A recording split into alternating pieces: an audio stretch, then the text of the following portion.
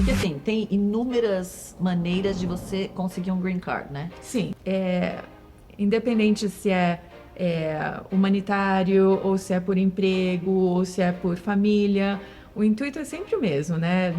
Proporcionar aos filhos um futuro melhor. Vai reclamar com o governo, se é eles que têm a caneta. Ah, eu adoro reclamar com o governo. Bem-vindos a mais um Mel Talk. Bem-vindos a mais um Mel Talk.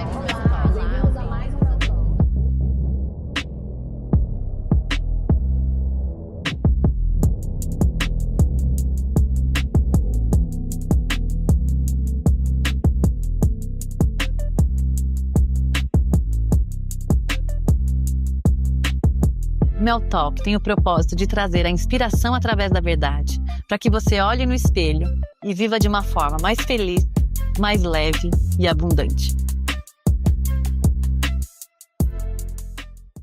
Olá, bem-vindos a todos a mais um Mel Talk. E hoje é com muita honra e alegria que eu trago aqui para vocês ela, que brasileira, veio com os pais aqui para os Estados Unidos, ainda nova, decidiu pela carreira de advogada e hoje ajuda famílias a realizarem o sonho de viverem, trabalharem aqui nos Estados Unidos. Com vocês, Luciana Fischer. Obrigada, Mel. Obrigada por me ter no seu programa. Ah, eu que agradeço, Lu. E assim, a Lu é uma amiga pessoal minha. Sou muito honrada em tê-la como amiga pessoal. Ela tem uma carreira maravilhosa aí de advogada de imigração. E eu queria que você me contasse um pouquinho, primeiro, como é que foi migrar com seus pais, né? Enquanto família, enquanto filha. Como é que foi esse processo? E depois você me fala um pouquinho como é que é ajudar as famílias a realizarem esse sonho do green card, dos vistos de permanência e de trabalho. Claro. Bom, eu vim para cá com 14 anos. Eu vim filha, né? Os meus pais aqui realmente imigraram para cá e a gente veio na cola. A minha mãe, a nossa família é meio global, né? Minha mãe é portuguesa, que cresceu na Angola, que imigrou para o Brasil, aí conheceu meu pai. O meu pai também trabalhava numa multinacional e viajava com muita frequência. E, como eu falei, quando eu tinha 14 anos de idade, foi quando eles expatriaram, a empresa do meu pai expatriou ele para os Estados Unidos e a gente veio criança para cá. Então, a minha família já está aqui nos Estados Unidos. Eu tenho poucos vínculos hoje com o Brasil, porque meus pais estão aqui, os meus irmãos estão aqui, e a gente meio que cresceu, por isso que eu sou um pouco agringalhada um pouco. Ela é mais americana do que brasileira. Já está aqui há mais tempo, né, do que vivia no Brasil. Não, sim, com certeza. Eu acho que eu tenho ainda muitos dos valores do Brasil. Eu me relaciono muito com brasileiros porque eu amo a cultura, eu amo a afinidade, né? Mas também tem muitas coisas aqui dos Estados Unidos que eu embrace, né? Com uma linguagem que é um pouquinho difícil para mim já em português. Mas meu marido é americano. Filho americano. Filho. Bom, o meu filho fala que ele é americano. Eu falo, Nicolas, não, você é um quarto português, um quarto brasileiro e metade americano. Reconheça que você não é só americano, que você tem muita da sua cultura, sabe, do seu background também é brasileiro. E, assim, eu tento preservar, né? Então... E como é que foi? Mas então, assim, vindo com eles, né? Teu pai expatriado e tal, então foi mais fácil esse processo de legalização, de trabalho aqui. Então você não sentiu, você não teve a dor de quem precisa do documento, né? Daquela ansiedade. Como criança, não tanto diretamente a parte jurídica do processo, né? Porque eu tinha 14 anos. Mas a parte de sentir essa transição, sim. Ok. Então, por exemplo, o meu pai, ele só fez a transição da nossa família para cá uma vez que ele estava estável aqui nos Estados Unidos. Então, houve um período de um ano e meio, que ele ficava vindo para os Estados Unidos e ficando bem ausente da família, porque ele não queria que a família toda viesse meio que numa, sabe... Sem planejamento. Sem planejamento, exato. Então, ele queria que, de certo, saber que ia dar certo aqui, porque ele não queria desligar toda a família do Brasil sem ter uma estrutura já aqui. Então foi um período assim que, como filha, eu senti. Eu Tá. senti a ausência do meu pai, eu senti o meu pai indo e vindo, a exaustão que isso demandava. Então, assim, mesmo criança, eu senti. Tá. E chegando aqui, eu senti, sabe, as dores de um imigrante, né? Eu cheguei sem falar uma palavra em inglês. Então antes Ah, não tinha, era zero inglês. Zero inglês. Quando eu cheguei aqui era zero inglês e num momento aqui nos Estados Unidos que não haviam muitos brasileiros. Não tinha WhatsApp Então, para você ter grupos, né? não. Facilitar ali entrosamento. Exato. Então, eu ainda tenho cartas que eu mandava para as minhas amigas no Brasil. Era carta, envelope, correio internacional, porque não tinha as E era facilidades caro que ligar, existe. né? Nessa época. Exato, era caro ligar, não tinha, como você falou, WhatsApp para ficar mandando mensagens ou mesmo para ligar. E também eu senti com a adaptação aqui, porque hoje em dia, se você vem para Miami, todo mundo fala português. Mesmo o pessoal que fala espanhol, eles entendem o português porque é tão falado aqui em Miami. Quando eu cheguei, eles escutavam eu falando a minha tentativa de inglês, eles perguntavam se eu era francesa, porque o sotaque Aham. parecia mais com o francês. E vocês Eles não vieram direto para a reconheciam. Flórida, vieram para Miami. Sim, sim. A gente veio para Miami, daí eu fiquei aqui em Miami por 3 anos, fiz a minha high school aqui, daí fui para UF, para undergrad, fiquei 3 anos em Gainesville, voltei por um ano para fazer uma internship no escritório de promotoria aqui, o State Attorney's Office, e daí eu decidi que realmente eu queria estudar advocacia e fui para Minnesota, para Minneapolis. Eu fiquei 3 anos em Minneapolis e depois resolvi voltar para Miami para ficar próximo aos meus pais. E como é que foi o processo de, assim, se encontrar enquanto advogada imigratória? Onde você Aham. entendeu que falou assim, não, eu quero ajudar as famílias a realizarem esse sonho? Porque é o sonho, né? Talvez acho que o Sim. maior sonho da vida de muitas pessoas é ter a documentação, é estar legal aqui nos Estados Unidos, é conquistar o green card. É. Olha, eu sempre soube que eu queria fazer algo para ajudar pessoas. Então, o meu fator motivador é ajudar as pessoas. Então, quando eu fui para undergrad, para a Universidade da Flórida, eu realmente não tinha a intenção de fazer advocacia. Aqui nos Estados Unidos é mais diferente do que no Brasil, onde você faz colegial, mais direcionado à carreira que você vai fazer. Aqui você faz high school, que é a mesma coisa para todo mundo. Quando você vai para a universidade, você seleciona um major, mas você pode mudar. Uhum. E eu fui muito para a área de political science, international relations. Eu pensei que eu queria seguir uma profissão de diplomata, né? Certo. International relations. Só que eu fiz uma internship com o senador Lemieux, e ele falou: olha, eu acho que você tem potencial para advocacia. Você já considerou? E eu não tinha considerado, até então eu não tinha nem considerado a advocacia para minha carreira. Daí ele falou, olha, eu tenho um contato com com o State Attorney's Office em Miami, vai, faz um ano de internship, vê se você gosta, e se você gostar, então daí a gente, Te sabe, auxilia. a gente te ajuda a ir para law school. Então eu fiquei um ano trabalhando no State Attorney's Office, eu tinha contato direto com as vítimas e os testemunhos de crimes, de felonias aqui nos Estados Unidos. Então, esse contato eu falava muito com as pessoas que realmente sofreram por causa dos crimes cometidos. E eu me identifiquei com a lei. E Tá. eu fazia muito mais do que o cargo que eu exercia, né? Então eu ficava, depois que eu terminava o trabalho, eu ficava after hours, É né? Caxias, tá? Eu vou contar um segredo. É Caxias. É Caxias, não sei o que é Caxias. Caxias é assim, ó, toda certinho, estuda bastante, faz... Sou mesmo, sou uma nerd. É. Então eu ficava lá com os advogados, a gente falava sobre estratégia, sabe? Então eu gostei muito da área de advocacia. Então apliquei para Law School, fui selecionada uma das top law schools dos Estados Unidos, Minnesota Law Top 20, especificamente para Human Rights. Ok. Então eu selecionei a Universidade de Minnesota porque é ranqueada no top para Human Rights Law. E quando eu fui, eu tentei fazer leis criminais, mas eu acabei fazendo uma clínica de imigração. Então, aqui você tem, quando você estuda advocacia, você também tem clínicas onde você aprende a parte prática de advogar. Ok. E eu fiz a Immigration Clinic. E eu amei a imigração, porque eu acho que... Deixa eu ver como é que eu explico isso. Em leis criminais tem muita parte cinza, onde Tá. a pessoa às vezes Não é comete preto um no crime. branco. Exato. Às vezes a pessoa realmente comete um crime, mas as intenções por detrás eram necessidades. Então, realmente é uma coisa muito ruim que a pessoa fez. Claro que tem crimes horríveis, Aham. né? E eram os crimes que quando eu estava no State Attorney's Office, eu lidava com esses crimes.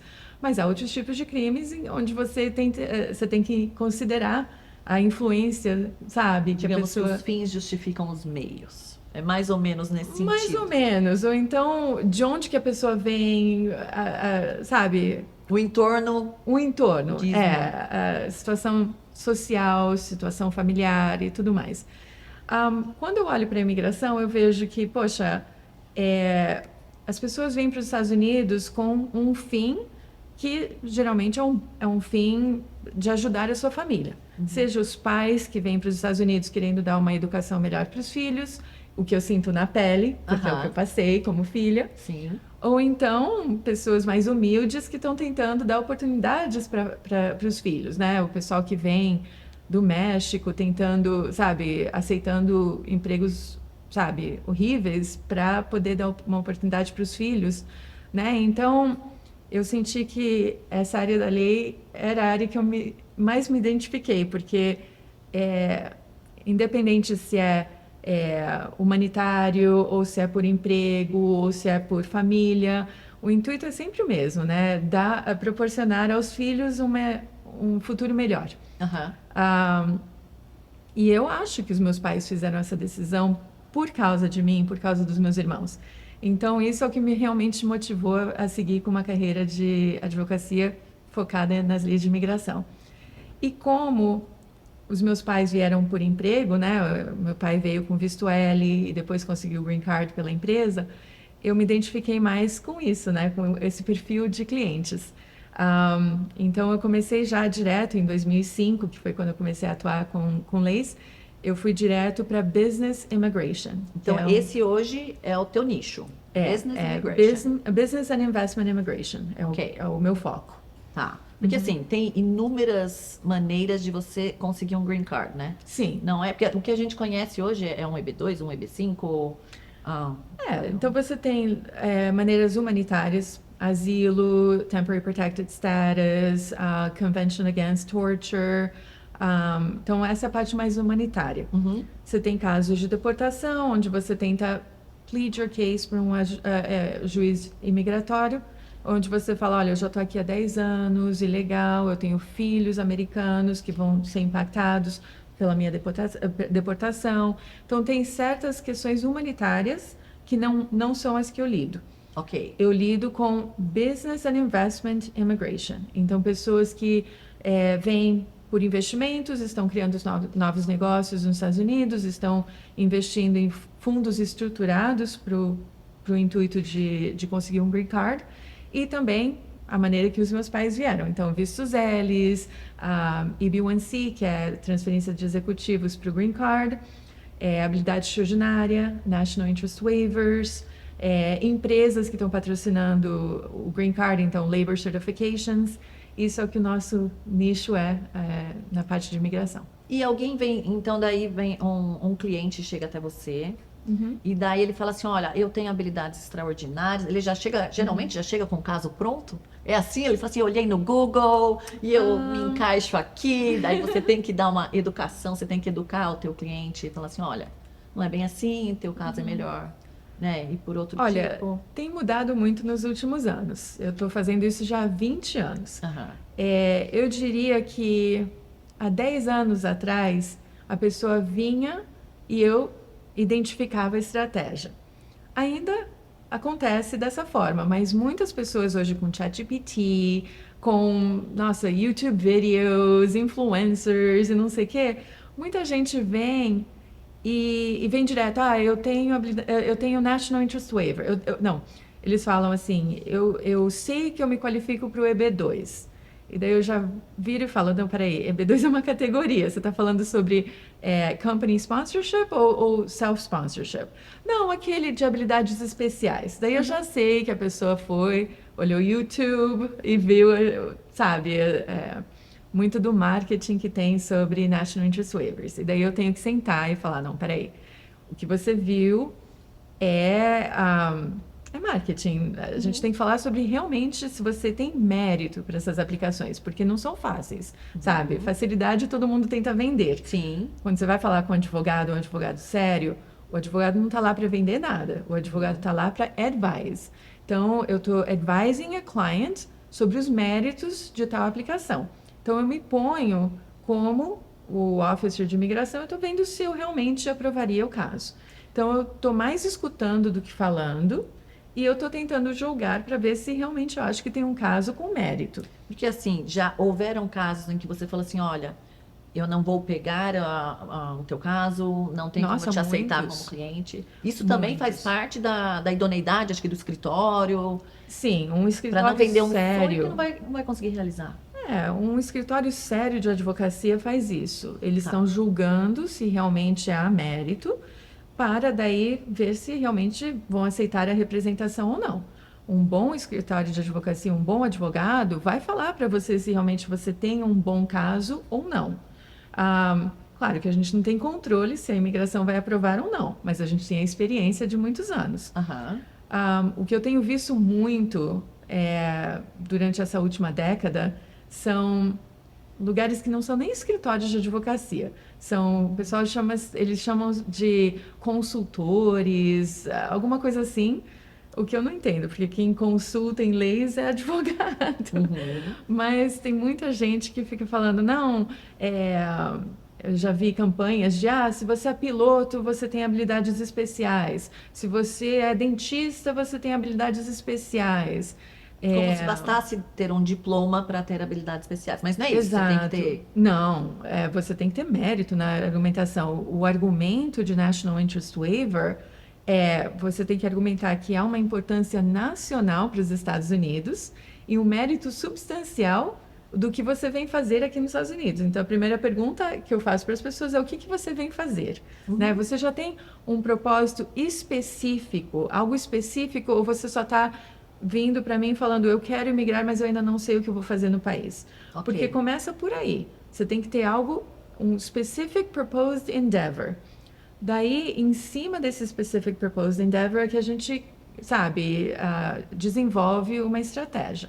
Daí a gente tem que ver, a pessoa realmente tem renome, é reconhecida por sucessos passados, tem educação, tem experiência para sabe, desenvolver esse plano específico que você tem para os Estados Unidos, e é um plano que realmente terá impacto para beneficiar o país, ou é algo muito pequeno, muito simples, que não vai beneficiar de forma mais macro os Estados Unidos? Então, esse é o National Interest Waiver, né? Então, não é, eu sou dentista, eu sou piloto. Eu já vi casos que vieram para uma segunda opinião para o nosso escritório, onde a pessoa pode até ser dentista no país dela, mas se não, sabe, se não é apta a... Por que haveria necessidade dos Estados Unidos precisar dela especificamente, né? Acho que é mais ou Exato. menos nesse sentido, assim, de... E mesmo um dos argumentos que é muito que esses consultores fazem muito é labor shortage. Não tem gente o suficiente nos Estados Unidos. Pode até ser, mas é uma lei diferente, que não é o National Interest Waiver, que lida com labor shortage. E o Congresso tem que listar essa profissão no Schedule A Occupations de Labor Certifications, não de Labor Certifications, o Schedule A Occupations para a categoria B3, para poder argumentar que realmente não precisa do Labor Certification. Então, é algo meio técnico, não sei se você quer entrar nessas... Não, mas ok, méritos. mas dá para entender, então, que assim, cada caso, óbvio, né? Vocês... Ali, acho que eu entendo que o escritório de vocês é um escritório boutique, não é um escritório que trabalha é com de volume de pessoas. Não. Acho que é bem personalizado, né? Nem você falou, a gente, graças a Deus, pode escolher o cliente que vem até a gente para a gente dar continuidade no caso. Eu acho que na carreira de cada advogado chegará um ponto, especialmente se é um advogado que tem o seu próprio escritório, chegará um ponto onde você tem que fazer uma decisão se é que é o quanto você quer escalar o seu escritório, né? É, eu optei por não escalar. Ok. Tive essa oportunidade, tenho sempre essa oportunidade, porque tem muitos outros escritórios que querem adquirir o nosso escritório. É sempre uma decisão. Mas eu gosto do contato direto com o cliente. Eu não quero ter layers, né, de camadas de onde o cliente não consegue falar comigo, o cliente não consegue debater estratégia comigo. Toda vez que eu pego um caso, eu falo, olha, a gente vai ter que ter um stream of consciousness. Eu não vou ter uma resposta para você exata. A gente vai ter que chegar a essa resposta juntos. O que eu tenho é conhecimento jurídico. Você que conhece melhor a sua história. Juntos a gente vai criar essa estratégia. Mas não é eu falando para você, a gente vai fazer assim, assim, assim, a gente vai conseguir, porque não existe isso, né? Imigração é como se você estivesse indo perante a corte. Só que, sabe, você essencialmente está expondo o seu argumento e esse argumento vai ser julgado. Quem vai julgar é a imigração. Mas quanto mais você tem de argumentos, sabe, de fatos para Base, expor, né? você não está reciclando, sabe, cartas de um outro caso para esse caso, porque o outro caso vai ser uma história única. O seu caso é diferente do outro caso. Então, não é reciclar documentos, não é reciclar cartas ou, sabe, É bem argumentos específico, né? jurídicos. É tailor-made. É tailor-made, Ô, exato. Lu, e qual caso, assim, que vocês já cuidaram, que mais te marcou? Qual você falou assim, poxa, esse caso é super difícil, eu vou pegar, é super difícil, e no final, assim, deu super certo. Tem algum, assim, específico? Nossa, tá cheio.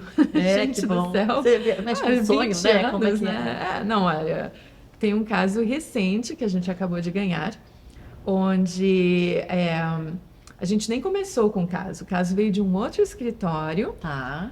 onde o erro não foi do outro escritório, foi da imigração. Tá. Foi um caso de National Interest Waiver, foi aprovado, o marido e os filhos conseguiram o Green Card, a esposa não conseguiu o Green Card por um erro do governo. E E como é que vai reclamar com o governo? Se é eles que têm a caneta. eu adoro reclamar com o governo. Se você vai Eu me adoro perguntar uma advogado. coisa que eu gosto de fazer é reclamar com o governo. Você me perguntou o que mais os casos que mais me impactam. É sempre reclamar com o governo. Quando o governo erra, eu amo esses casos. Legal. Então, nesse caso em particular, essa pessoa foi para 3 advogados e os 3 advogados falaram a mesma coisa. Você vai ter que voltar para o seu país, a gente vai ter que fazer uma petição pelo seu marido, vai demorar 3 anos, Uau. você vai ficar separado da sua família. Ou então a sua família tem que voltar com você. E assim, quando ela veio para mim, já tinha falado com esses 3 advogados, ela já estava falando que, olha, você é a minha última esperança, porque eu não vou ficar aqui ilegal, mas eu também não, sabe, eu acho que a gente vai abrir mão desse green card para todo mundo, vai voltar. E eu falei, não, peraí, um erro foi feito. Vamos ver quem fez esse erro, mas foi o governo, sabe? A gente vai argumentar isso. E eu nem cobrei inicialmente. Eu falei, olha, dá toda essa documentação, eu vou para o Deferred Inspections, eu vou ver se foi eles que fizeram um erro. Fui lá, eles explicaram a razão do porquê que eles fizeram de tal forma. Daí ficou claro na minha cabeça que não foi o CBP, o Customs and Border Protection, foi o USCIS. Eu falei para eles, então a gente vai ter que argumentar com o USCIS. Fui lá e apliquei, argumentando que o erro foi cometido. A decisão saiu agora em julho, de que eles realmente cometeram um erro e o green card chegou para a pessoa. Essa família agora está unida, não precisaram ninguém abrir mão do green card, não precisaram voltar para o seu país, ela está feliz da vida. E assim, é uma história que, é um caso que, sinceramente, eu nem cobrei muito para, sabe, porque realmente era uma coisa simples. O governo fez um erro e era consertar o erro. Só que a maneira que eu escolhi para consertar o erro teve menos impacto para a família. O que não quer dizer que os outros 3 advogados que criaram outras estratégias estavam errados na estratégia que eles proporam. Mas, como eu falei, para mim, eu sempre escuto mais do que eu falo. Então, o que eu estava escutando do meu cliente é que, olha, eles estavam prontos para abrir mão do green card deles, porque family separation não ia acontecer. Ou eles abriam mão do green card e todo mundo voltava, ou eu achava uma maneira diferente de fazer o caso. Então, escutando as necessidades do meu cliente, eu propus essa outra estratégia que tinha também um risco, né? Mas tudo tem risco, Tudo. né? Então, eu falei da minha estratégia, eles falaram, então tá, eu estou disposta a aceitar esse risco porque a minha alternativa é abrir mão Já não de estavam mais com tudo. esperança, né? Porque a solução que esses outros advogados me deu não era uma solução para mim. Aham. Então, e a gente ganhou. Ah, que legal. Daí Parabéns. teve um outro essa semana que foi a mesma coisa. Veio de outros advogados, onde o caso foi aprovado para o resto da família e não para a filha, que quando o argumento foi feito tinha menos do que 21 anos, mas quando finalmente eles foram para o consulado para pegar o green card, eles excluíram a filha, que já tinha mais do que 21 anos, porque eles aplicaram incorretamente o Child Status Protection Act. Até você falou isso de idade. Até quantos anos a filha, né, os filhos da família podem entrar no mesmo processo de green card? É uma regra complicada e foi por isso que o consulado errou na aplicação dessa lei, mas essencialmente 21 anos é o cut-off age. É quando... Não é 18, eu achei que fosse 18. 21. Ok. 21 é quando membros da família podem derivar o green card pelos pais. Tá. Só que a burocracia do governo. E essa burocracia você não consegue controlar. Então, o Congresso passou uma lei que se chama Child Status Protection Act, que diz que durante esse período de burocracia, onde o governo está demorando muito tempo para decidir o caso, a data de idade do filho é congelada. Fica como, olha... É da data de entrada da petição. Exato. Então, se uma semana antes de eu completar 21 anos, eu entrei com a minha petição, até a imigração e o USCIS fazer a decisão se eles vão aprovar essa petição ou não, a minha data fica congelada. Ok. Depois disso, tem que ver se tem um número de visto disponível, porque há cotas. Tá. Se há um número de visto disponível, daí a criança tem 1 ano para seek to acquire o green card. Então, nesse caso especificamente, o cliente cumpriu com isso. Tá. A imigração é que demorou muito tempo. E daí, quando finalmente chegou no vamos ver de dar o green card, eles viram a data da filha, a idade da filha, e falaram, não, você já tem 23 anos. Demorou 3 anos para eles conseguirem o agendamento no consulado. Daí, não, você tem 23 anos, você está aged out. Daí veio a família toda, a filha maior de idade ficou no país dela, e eu fui lá e argumentei com o consulado que eles fizeram um erro na aplicação do Child Status Protection Act. E essa semana agora, aliás, semana passada o consulado reconheceu que fez um erro. E mandou um e-mail pra gente que a filha pode voltar para o Rio de Janeiro Que beleza. e fazer a entrevista de green card. É gostoso, né? Você, além de proporcionar esse sonho da família toda ficar, ficar unida, né? Ficar Não unida, ter porque... esse distanciamento. Exato, porque, de novo, qual é o meu fator motivador? É sempre sabe, a parte mais humanitária, família. Eu entendo o que é isso. Eu não gostaria, de jeito nenhum, de ficar longe da minha família. E a maioria dos meus clientes é assim. É muito difícil ter um cliente que fala, não, eu quero ficar longe da minha família. Não. Então, assim, eu tento escutar mais do que falar, porque eu tento entender a necessidade do meu cliente para daí criar uma estratégia para essa, sabe? Personificada. Exato. E qual nacionalidade mais vocês atendem no escritório hoje? De todos os países. Assim, eu diria que brasileiros vocês são têm escritório muitos... Miami, New York e DC. E Washington, DC. Nova York é mais um China Practice e aqui em Miami é mais Latin America based. Mas como eu sou a head do Immigration Practice do escritório, eu tenho de várias nacionalidades. Mas também porque eu falo português, eu lido com muitos casos de brasileiros, porque tem essa afinidade de línguas. Então, com os clientes que falam chinês, por exemplo, eu tenho que lidar com os advogados lá de Nova York que a gente tem para, sabe, fazer a ponte de línguas. E muito chinês também querendo vir para os Estados Unidos. Demais. Nossa, Ah, é o país que mais demanda. China e Índia são os países que mais demandam a imigração para os Estados Unidos. E daí, assim, cada país tem um número de cotas que os Estados Unidos permite o green card. Não, a maneira que funciona Ou é geral? O Congresso, para cada ano fiscal, determina qual é a cota de vistos, Isso no geral. no geral.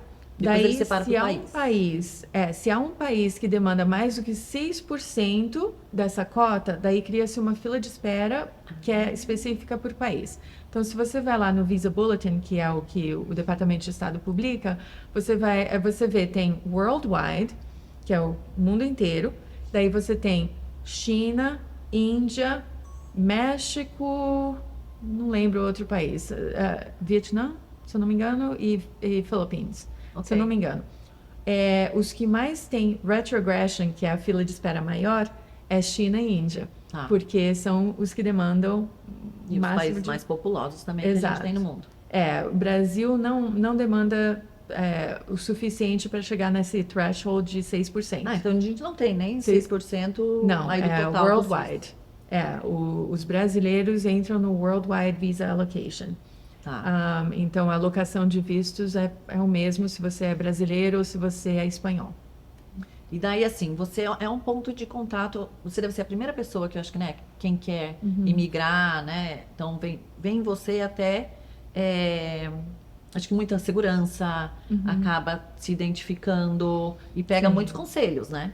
Porque assim, o migrar, o tirar o green card, não é só tirar o green card, que você tem a parte de tributos, a gente tem assim várias outras coisas, né? Educação para os filhos e até mesmo a cultura diferente, você tem essa adaptação. É um processo nem sempre fácil e que demanda muito planejamento. Sim, né? Com certeza. E uma das coisas às vezes eu sou o primeiro ponto de contato, às vezes não.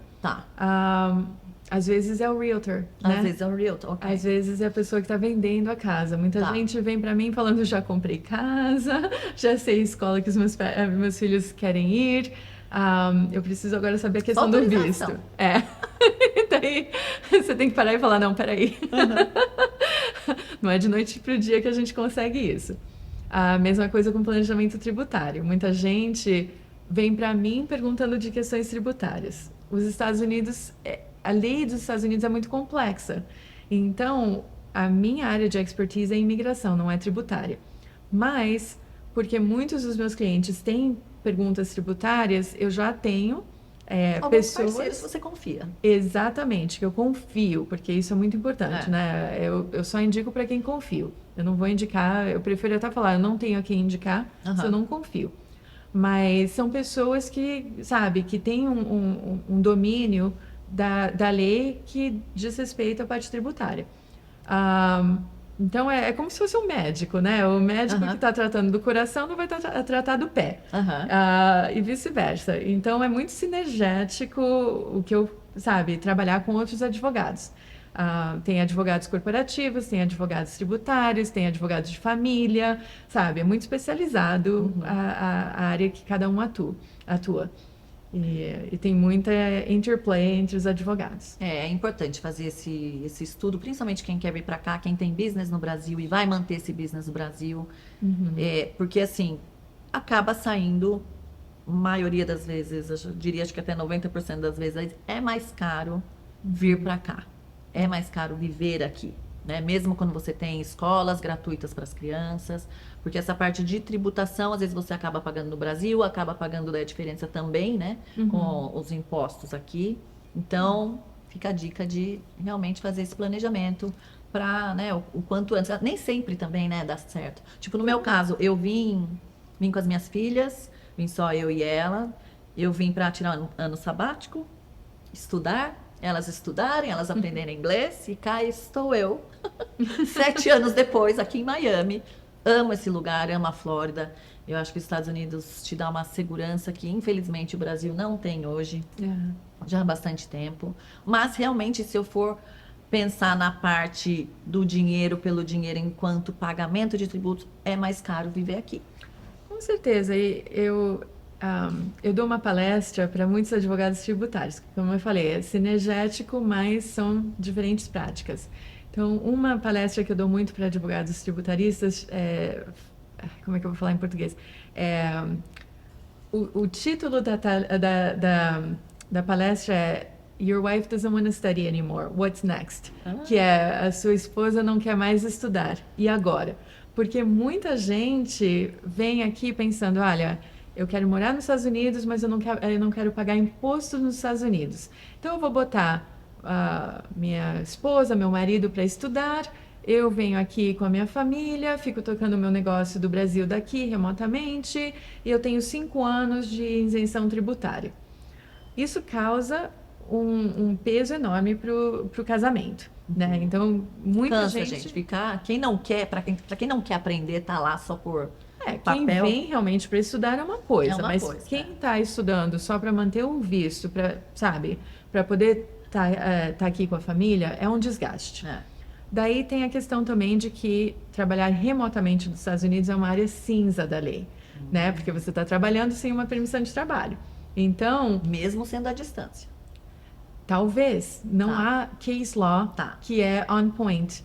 Então, eu já vi pessoas tendo problemas em adquirir uma renovação de um visto, por uma alegação de que a pessoa trabalhou ilegalmente nos Estados Unidos porque não tinha visto de trabalho, mesmo trabalhando remotamente.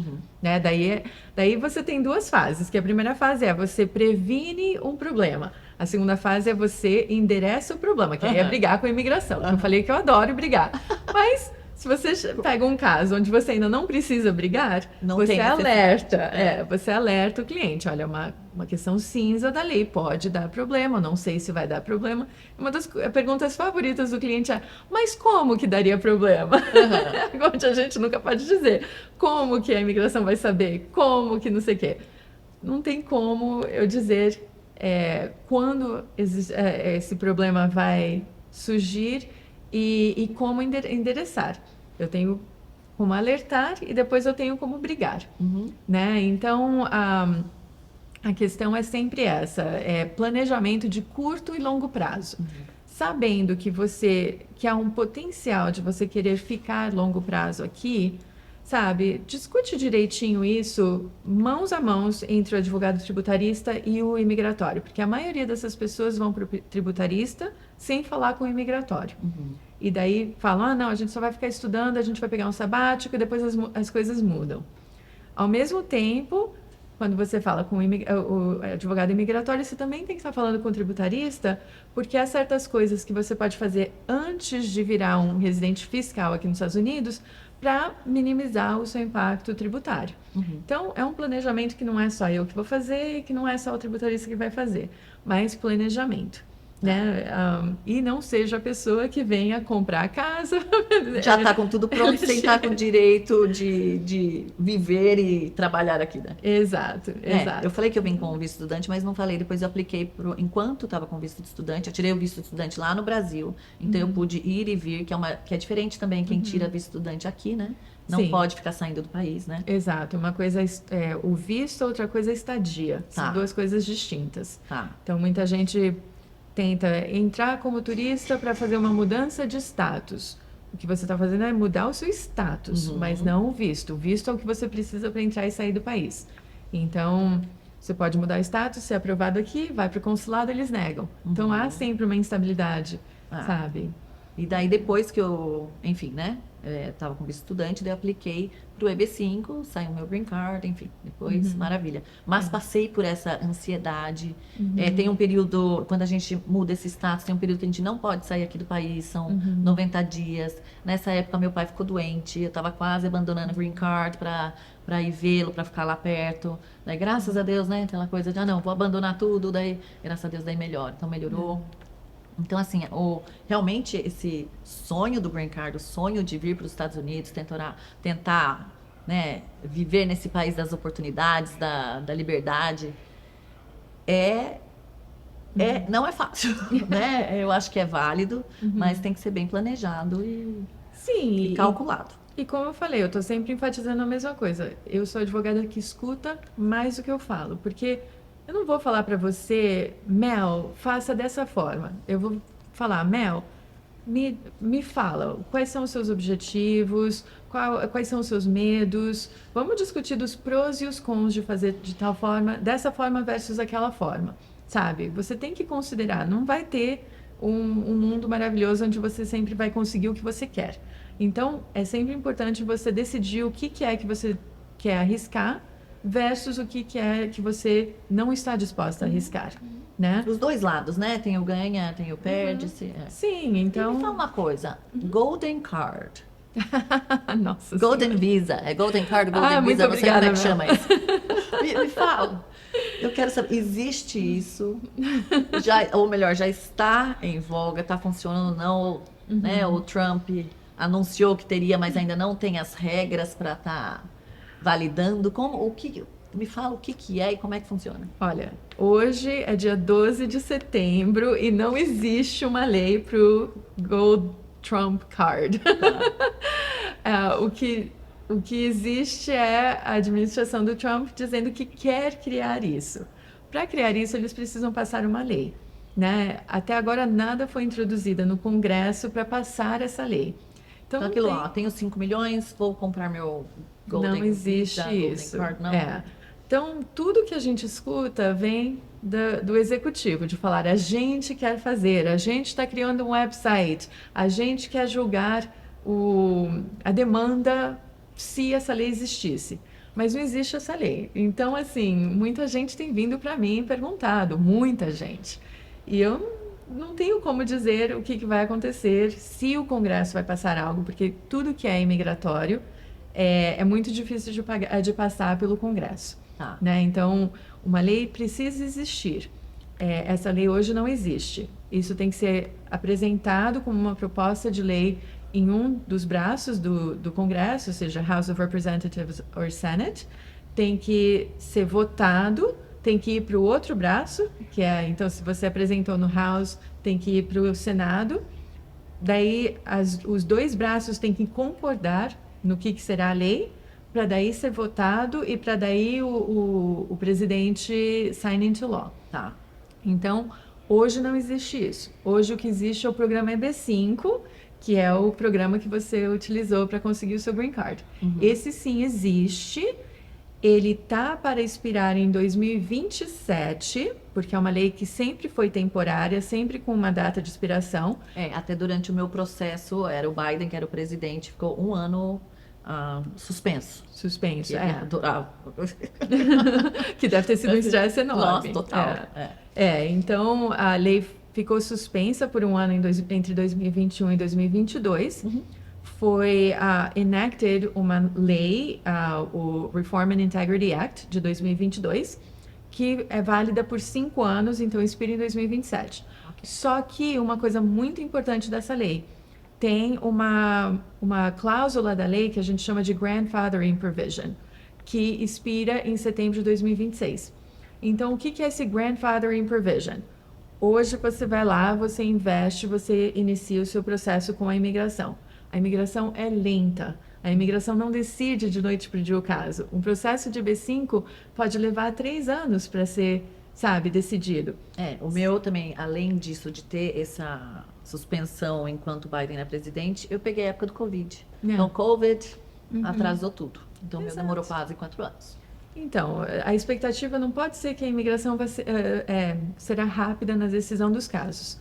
Então, esse grandfathering provision é muito importante, porque se você investe em 2027, a lei pode até ter em vigor, mas se a lei não é renovada, se não tem um ato do Congresso, você está exposto a se você realmente vai conseguir essa aprovação não, passado-se o sunset date, que é setembro de 2027.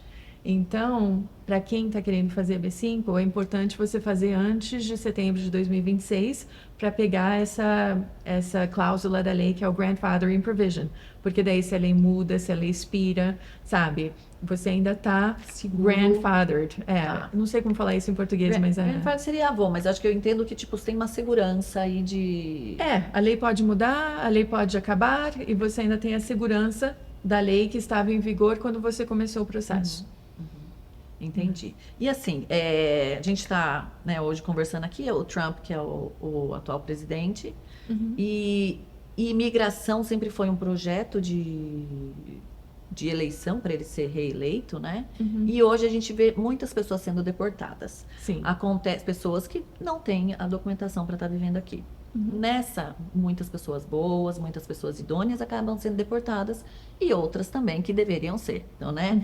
São os dois lados, né? Uma judiação quando a pessoa é boa, está aqui vivendo sem ter causar nenhum perigo, acho que, né, para as outras pessoas. Sim. Que eu acho que é isso que o ICE principalmente vê, né?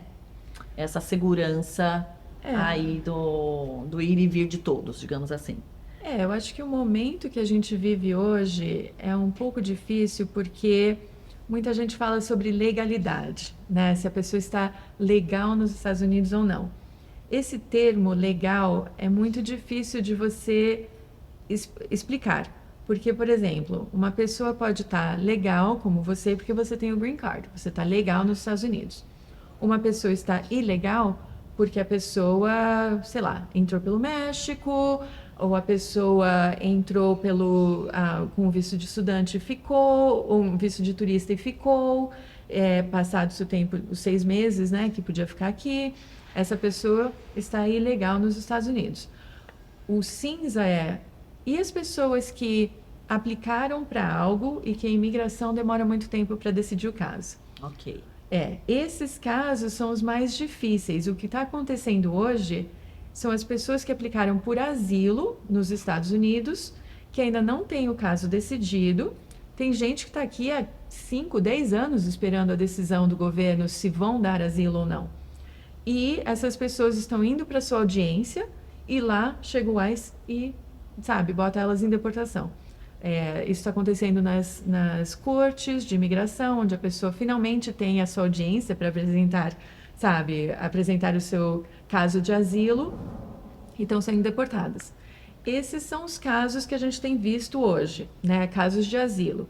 A gente ainda não viu esse cenário para casos de employment-based petitions, né? E eu acho que é porque existe muito abuso em casos de asilo, né?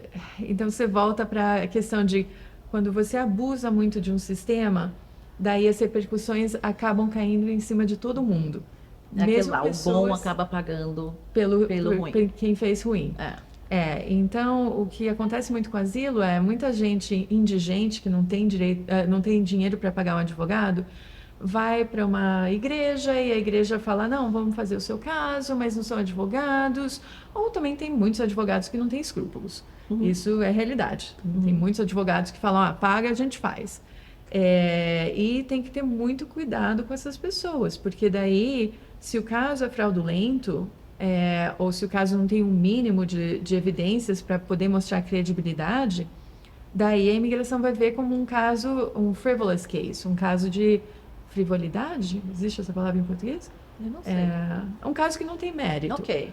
Um caso que não tem mérito. Então, se o caso não aparenta ter mérito, daí a imigração vai cair em cima falando você está abusando do sistema, você está tentando comprar tempo nos Estados Unidos, tentando se beneficiar da autorização de trabalho e agora você vai sofrer as consequências. Isso é uma questão muito infeliz. Uma pergunta. Existe meio melhor de se estar aqui legalmente? Por exemplo, eu entrei pela border, enfim. Cada caso é único. Não tem como julgar se é o melhor Nós já tivemos ou aqui, pior. eu recebi já o Joey Freitas, ele hoje é do exército americano e tal. Ele entrou ilegalmente, mas entrou ali pela border e tal, enfim. Acabou ficando, foi julgado e permitiram que ele ficasse, né? E hoje está até no exército. Então, por isso que eu pergunto, ou não. Cada caso é único. Há pessoas que realmente se apaixonam por alguém que tem a cidadania americana, e daí essa pessoa pode patrocinar o green card. Se a pessoa entrou pela fronteira, essa pessoa precisa pedir um perdão, porque não é só, eu casei com americana e agora eu quero meu green card. Existe uma necessidade de pedir um perdão, e esse perdão é discricionário. Uhum. Existem pessoas que vêm a negócios, então a solução seria ou patrocínio pela empresa, daí você tem que ver, a empresa quer patrocinar ou não. E quanto que é para você tirar um visto ou um green card hoje? Tem várias... Mais ou menos, uns 20 mil, 30 mil dólares. Se eu sou a empresa e eu tenho uma pessoa trabalhando para mim com visto temporário, eu não tenho uma motivação muito grande de aplicar para o green Sim. card por agora, porque eu tenho, sabe, essa pessoa Um vai custo ter alto. não só o custo, mas também tem a questão de que a pessoa não tem mobilidade de trabalho, né? Então essa pessoa não Até vai... que seja julgado também o caso. Exato. Uma vez que a pessoa tem green card, a pessoa pode sair dessa empresa e ir para outra, né? Então, agora eu tenho controle. Essa pessoa não vai sair daqui porque essa pessoa precisa do green card, do visto temporário e eu estou patrocinando, né? Então, tem diferentes motivadores. Se a pessoa tem uma boa maneira de se autopatrocinar para o green card, esse é o ideal, Tá. né? Mas aí a imigração é exigente. Senão, sabe, todo mundo se autopatrocinaria. Então, para se autopatrocinar para o green card, você precisa ou ter habilidade extraordinária, mostrar que você, sabe, está no patamar da sua área de expertise, né? Seja cientista, seja em business, seja em arte, seja em esporte, seja em educação. Você pode ser um grande esportista, como você pode ser um pioneiro que, sabe, que desenvolveu algo na área de tecnologia e que merece um green card. Esses são casos de habilidade extraordinária. Se você tem mérito para esses casos, essa é realmente a melhor maneira, porque você faz um caso pedindo uma resposta rápida ao governo, você consegue uma decisão em 15 dias e daí você ou ajusta o seu status ou vai ao consulado para pegar o seu green card. Geralmente é o caso mais rápido. Daí você tem interesse nacional, que é uma demanda de agora vários anos para você conseguir um visto na cota, né? Porque a gente falou de cotas, né? A categoria B2 tem pelo menos uns 3 anos de espera para você conseguir um green card mesmo tendo o seu caso aprovado. E tem as complexidades de provar se o que você vem fazer tem mérito substancial, importância nacional e se você está bem posicionado para avançar esse interesse. Então, você tem a questão de mérito e você tem a questão de espera. Daí, o EB5 também é uma ótima maneira de você se autopatrocinar, desde que você faça a sua due diligence, porque EB5 é um investimento. Para fazer um investimento, não é, tá aqui os meus 800 mil ou 1,05 milhões de dólares e me dá o green card. Você está investindo em um projeto que tem que ter uma capacidade de criar pelo menos 10 empregos.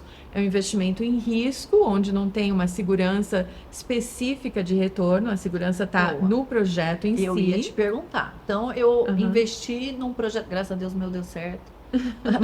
Mas eu investi num projeto que não deu certo. E aí, aqueles... É muito milhares de importante dólares? você fazer a sua due diligence. Eu vou usar 2 exemplos. Um de casos que deu muito certo e outros de casos que deu muito errado. E disclosure, os que deram muito errado, eu tô agora tentando consertar, mas não fui eu que fiz. Mas, exemplo, você foi lá e você investiu num projeto que está na planta. Você lida com construção, você sabe o que é construção.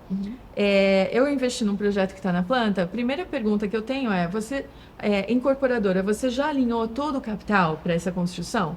Porque se o meu capital como investidora é um projeto de 100 milhões de dólares, eu estou aqui investindo 800 mil dólares. Esses meus 800 mil dólares não vão finalizar o projeto e não vão criar os 10 empregos. A incorporadora tem que ter o dinheiro para começar e terminar o projeto. Vamos supor que eles constroem o suficiente para criar empregos, mas não para vender o projeto para conseguir o dinheiro para pagar os investidores. Daí o seu risco é financeiro. Pelo menos você conseguiu criar os empregos, o dinheiro tem que estar em risco por pelo menos 2 anos, mas pelo menos o seu green card, sabe, você conseguiu, não vai conseguir o dinheiro de volta. Se eles não conseguem capitalizar a construção suficientemente para criar os empregos, eles estão botando em risco o green card e o seu dinheiro. O dinheiro. Agora, vamos supor que você vai lá Isso e você... daí também o governo é isento, porque você que escolheu com quem você investir, foi uma escolha totalmente sua. Não existe investir com o governo. Isso não existe. É projetos que o governo entende que são benéficos para a área em desenvolvimento. A aprovação do governo é para projetos privados e a aprovação está em cima do potencial de benefícios econômicos, de criação de empregos, de, sabe... Infraestrutura da área, exato. Mas a aprovação não é em cima de a gente vai te dar o green card, né? Agora, projetos que dão muito certo. Vamos supor que você entra com seus $800 mil num projeto que está inteiramente capitalizado, onde você está investindo para repagar um financiamento de ponte que a incorporadora tirou. Então, vamos supor, é um projeto de $100 milhões, 70% é o JP Morgan que está financiando, completamente hypothetical, né? Uma hipótese. 70% o JP Morgan está financiando, 20% a incorporadora está financiando, tem 10% que eles pegaram empréstimo num mercado secundário, mas a taxa de juros está lá em cima, 15%.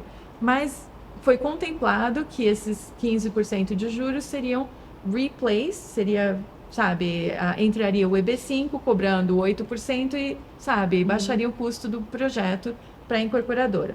Isso é completamente hypothetical, mas é parecido com vários clientes que eu tive, onde eles entraram num projeto similarmente estruturado, conseguiram o green card, conseguiram dinheiro de volta, porque o projeto foi construído, os empregos foram gerados, o projeto eventualmente foi alugado para tenants e teve um cash flow para pagar os investidores de volta. Esse é um projeto conservador. Então, quando eu trabalho com clientes de B5, um advogado não pode dar conselho financeiro. O que a gente pode dar... Entra nesse, não. Ele te dá opções de empresas que daí ela vai procurar o projeto. Eu trabalho com o investment broker. O investment broker é que dá opções de investimento. Ok. Eu estou falando, olha, o meu aconselhamento é sobre as leis. Como é que as leis se aplicam nesse projeto? Tá. Então, eu posso explicar para o meu cliente como é que é estruturado o projeto, o que watch out for, né? O que... tomar cuidado. Tomar cuidado pelas leis, né? Um analista financeiro está olhando as finanças do projeto. Ele o analista financeiro está indo mais especialista ali nos números. Nos números, eles estão indo assim aprofundadamente para entender as finanças do projeto, né? Então eu sempre falo, olha, você tem que lidar com o investment broker e com o advogado. Aí aquela engrenagem que daí cada um é especialista, né? Exato. No seu conteúdo, e daí mais vocês todos somando aí acabam realizando o sonho da pessoa de ter o green card. De novo, planejamento. Planejamento vai para as pessoas certas, né? O advogado que fala que pode indicar projetos não é um bom advogado, porque esse advogado, está entrando numa área que não domina. Quem é um investment broker é regulado pelo FINRA, que é um outro órgão, de regulamentação do governo. Um investment broker é auditado pela FINRA. Ele tem que ter o best interest of the investor in mind, os melhores interesses do investidor, né? Então, são especialistas diferentes, auditados por entidades diferentes, né, e que dominam da sua área. Mas é assim que eu lido com investidores EB5. E como eu mencionei, os investidores que eu geralmente começo com o processo, até agora, knock on wood, tudo deu certo. Porque eu vou com a especialista de investimentos, com o investment broker. Os que vêm para mim tudo errado... Daí a gente tenta consertar, mas é um pouco difícil, né?